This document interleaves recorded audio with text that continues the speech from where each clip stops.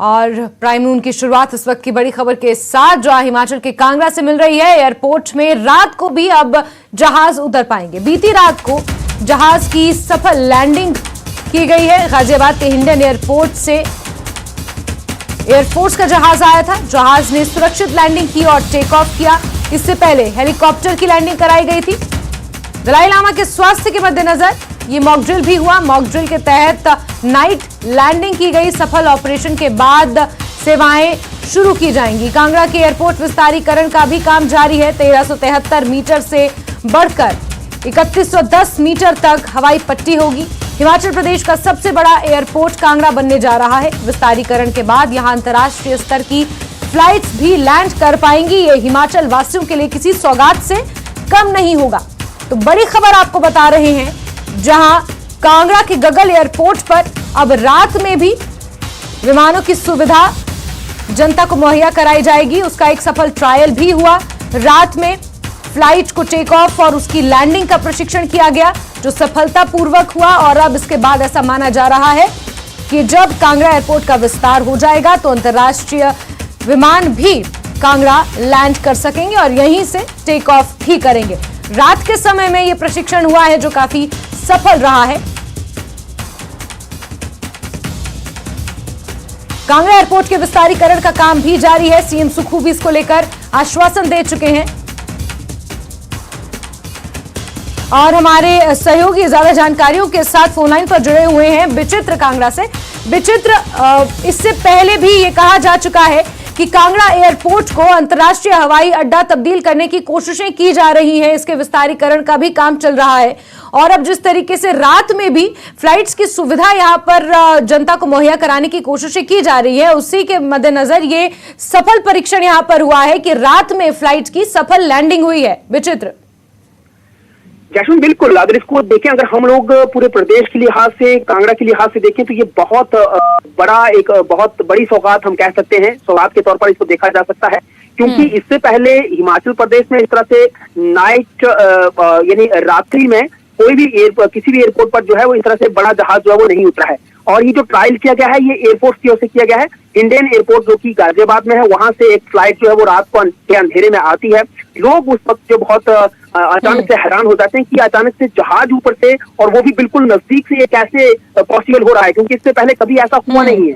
तो ऐसे में जो है बहुत से लोग घर की छतों के ऊपर से आ गए थे। तो जब ये रात के वक्त अंधेरे में जो है फ्लाइट जो है वो लैंड की गई और उसके तुरंत बाद जो है कुछ आधे घंटे के करीब ये फ्लाइट वहां पर रही और उसके बाद फिर से उड़ गई। तो उसके बाद जब कुछ लोगों ने वहां के जो डायरेक्टर हैं वहां धीरेन्द्र सिंह, उनसे संपर्क किया तो उन्होंने कहा कि ये एक ट्रायल किया गया था, जो कि एयरफोर्स की ओर से ट्रायल था और ये ट्रायल जो है वो सफल रहा है। हालांकि कहा यह जाता है कि नाइट विजन यहाँ पर नहीं है। जो इक्विपमेंट्स, मुख्यतः जो इक्विपमेंट्स होते हैं जिसमें कि उसके तहत ये एविएशन काम करती हैं, जिस तरह से फ्लाइट जो वो रात के अंधेरे में जो है उतर पाती हैं, तो ऐसा बिल्कुल भी यहाँ पर कोई इंस्टॉलमेंट नहीं है इस एयरपोर्ट पट्टी पर, इस हवाई पट्टी पर। लेकिन फिर भी जो है यहाँ पर इस हवाई पट्टी पर सफल लैंडिंग हुई है। तो भविष्य के लिए बहुत चीजें जो है वो निकल कर ये सामने आ रही है कि भविष्य में और फ्लाइट जो है वो इस तरह से आ सकती है। खासतौर पर इमरजेंसी लैंडिंग हो सकती है यहाँ पर, क्योंकि दलाई लामा यहाँ पर रहते हैं और दलाई लामा के लिए ही पहले एक हेलीकॉप्टर यहाँ पर उतारा गया था। वो मॉक ड्रिल थी महज, और उस मॉक ड्रिल के बाद अगर कोई यहाँ पर बड़ी इस तरह से कोई घटना है तो यही है कि पहली बार एयरफोर्स ने यहाँ पर जो है अपना जहाज उतारा है। हाँ, दूसरी बात यह है जैस्मिन कि क्योंकि इस बार जो बजट हुआ है उस बजट में भी 2000 करोड़ रुपए की यहाँ प्रस्तावना रखी गई है। बजट प्रस्तावित किया गया है कि 2000 करोड़ रुपए की लागत से जो है इस हवाई पट्टी का विस्तारीकरण होना है। इसके लिए बाकायदा जो है लगातार यहाँ पर एविएशन के लिए टीमें आ रही हैं। डीजीसीए की ओर से टीमें यहाँ पर आकर जो है वो दौरा करके गई हैं। देखा है कि यहाँ पर इस एयरपोर्ट को जल्द से जल्द कैसे इसका विस्तारीकरण किया जा सके, क्योंकि अभी अगर देखा जाए तो 1373 मीटर के करीब ही ये हवाई पट्टी है। लेकिन अगर जिस तरह से विस्तारीकरण की बात की जा रही है वो है 3110 मीटर 3110 मीटर, बिल्कुल 3110 मीटर की है, यानी सीधे 3 किलोमीटर की हवाई पट्टी हो जाएगी। तो इसमें जो है फिर वो अंतर्राष्ट्रीय स्तर की भी जो फ्लाइट होंगी वो उतर पाएंगी। तो हिमाचल प्रदेश की लिहाज से बहुत बड़ी सौगात हो जाएगी अगर ये काम सिरे चढ़ता है तो। और यहाँ पर अगर नाइट रीजन में नाइट लैंडिंग अगर फ्लाइट की होती है तो ये अपने आप में बहुत बड़ी सौगात हो जाएगी।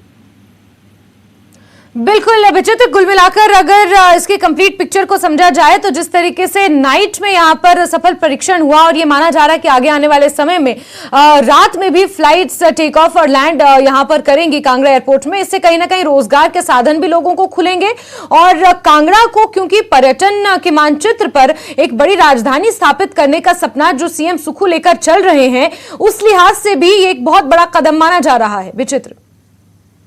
निश्चित तौर पर जैस्मिन एक बात तो हम बिल्कुल समझ सकते हैं, कांगड़ा कश्मीर के बाद कश्मीर में जब भी डिस्टर्बेंसेस हुई हैं उसके बाद अगर कोई पर्यटन के क्षेत्र में अगर कहीं पर उभार हुआ है या पर्यटन के क्षेत्र के आयाम अगर कहीं पर ढूंढे गए हैं, देखे गए हैं या बढ़े हैं तो वो कांगड़ा ही है। क्योंकि कांगड़ा की धौलाधार कहते हैं कि पूरी दुनिया में ऐसी कोई बड़ी रेंज नहीं है जो स्नो कवर रहती है और जो कि लोगों को अपनी ओर आकर्षित करती है।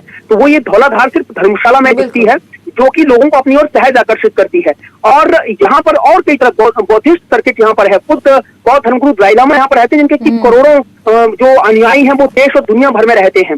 और इसके अलावा जो है यहाँ पर शक्तिपीठ बड़े शक्तिपीठ यहाँ पर है, कई टेम्पल यहाँ पर, प्राचीन टेम्पल यहाँ पर हैं और भी बहुत सारी चीजें यहाँ पर हैं। इसीलिए सुक्खू सरकार ने या मुख्यमंत्री सुक्खू ने खुद जो है सुखविंदर सुक्खू ने यहाँ पर इस कांगड़ा को जो है वो पर्यटन की राजधानी के तौर पर उभारने की बात कही है। दूसरा ये है कि अगर ये एयरपोर्ट बन जाता है, कनेक्टिविटी मेन रहती है, अगर ट्रांसपोर्टेशन की सुविधा सही हो जाती है, 4 लेन के साथ अगर कनेक्ट हो जाता है कांगड़ा, तो निश्चित तौर पर जो है ये अपने आप में आने वाले समय में बहुत बड़े यहाँ पर पर्यटन कारोबार को भी बल मिलेगा। इसके अलावा रोजगार की संभावनाएं बहुत होंगी। IT पार्क यहाँ पर प्रस्तावित है वो भी बनेगा। तो निश्चित तौर पर हिमाचल प्रदेश को 4 चांद लगाने की दिशा में अगर कोई शहर काम करेगा तो वो बिल्कुल विचित्र। इसमें कोई दो राय नहीं है कि पर्यटन के क्षेत्र में हिमाचल प्रदेश में अपार संभावनाएं हैं और आगे आने वाले समय में अगर इस तरीके से सकारात्मक कदम उठते रहे तो बहुत जल्द विश्व स्तर पर हिमाचल प्रदेश की एक पर्यटन नगरी के तौर पर पहचान होना संभव है। विचित्र, बहुत शुक्रिया हमसे जुड़ने के लिए।